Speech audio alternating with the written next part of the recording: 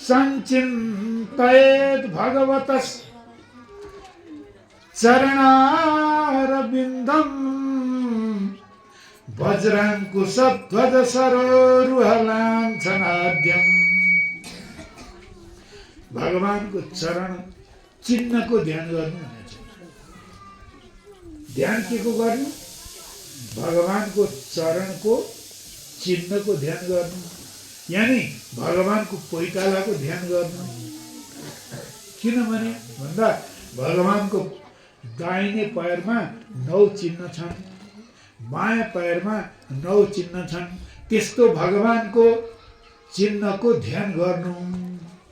बिन्दु त्रिकोण धनु अम्बर मत्स्य शङ्ख चन्द्रार्ध गोष्पद घटाङ्कित वाम पाद। भगवानको वाम पादमा बिन्दु, त्रिकोण, धनु, आकाश, मत्स्य, शङ्ख, चन्द्रमा, गाईको खुर, घडा इत्यादि अंकित छन् भगवानको वाम पादमा। वन्दे भुजाङ्कुशयव ध्वज चक्र रेखा सत्यष्टकोण कुलिशाङ्कित दक्षिणाग्रिम। भगवानको दक्षिण पादमा जौ, ध्वज, चक्र, रेखा, स्वस्ति, अष्टकोण, अंकुश यस्ता यस्ता चिन्हहरू छन्। सर्वप्रथम भगवानको चरण कमलको त्यो चिन्हलाई ध्यान गर्नु। ध्यान गर्ने क्रम बताउँदै हुनुहुन्छ कपिलदेव महाराजले।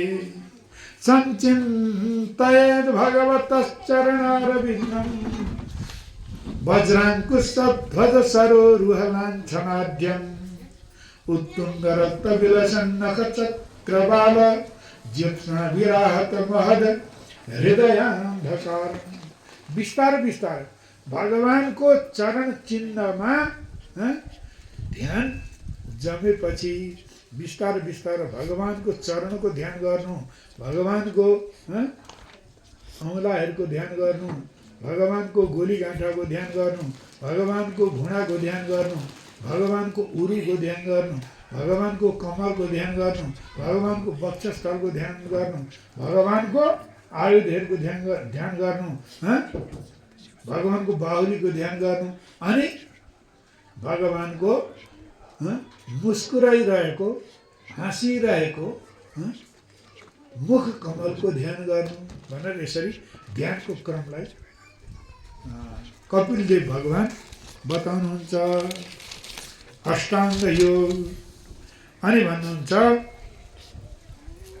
हे माता,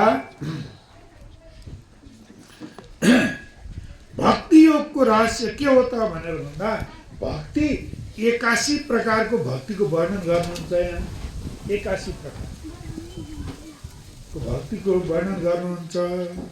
त्यसमध्ये मद्गुणा श्रुति मात्रेण मयि सर्वगुहाशये मनोगतिरविच्छिन्ना यथा गङ्गां वसुम्बुधौ। मेरो गुण कीर्तन सुनेर जसरी प्रत्येक मनुष्यको हृदयमा बस्ने म प्रति कस्तो भक्ति हुनु पर्दछ भनेर भन्दा जस्तो प्रकारकोले नदी नालाहरू अखण्ड बगेर कहाँ जान्छन्? समुद्रमा जान्छन्। जतिसुकै रोक्नु खोज्नु, बाँध बाँध्नुहोस्, भरिएर बाँधै भत्काएर जान्छन्। हो कि होइन?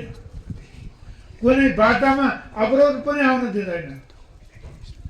ठुलो ढुङ्गो आयो भने पनि बगाएर लान्छ। हामी त एउटा बहाना पाइयो भने के गर्नु, आज कथा सुन्न आउँदा भन्दा यति ठ्याक्क त्यो पल्लो गएर माइलो आइपुगेछ, अनि गफ गर्दैमा समय बित्यो।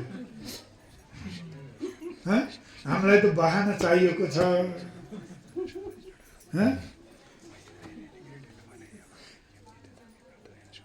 तैल धारावत भक्ति हुनु पर्यो। कस्तो भक्ति भन्दा तैल धारावत। यस्ता भक्तहरूले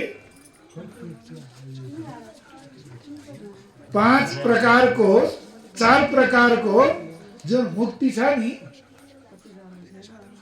त्यो पनि चाहँदैन। जसलाई